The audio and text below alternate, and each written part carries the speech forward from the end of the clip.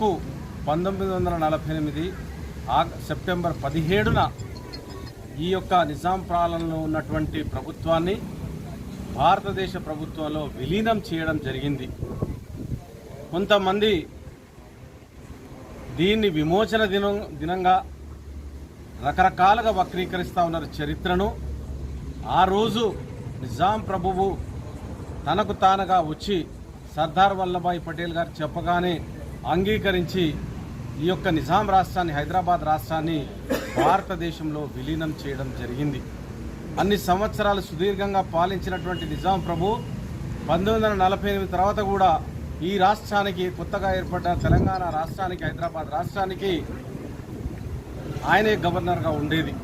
ఇది చరిత్రను వక్రీకరించి ఇది విమోచన దినం, నిజాం సర్కారు అఘాయిత్యాలను సృష్టించినాడని చెప్పడం జరుగుతూ ఉన్నది. చరిత్రను వక్రీకరించడం జరుగుతూ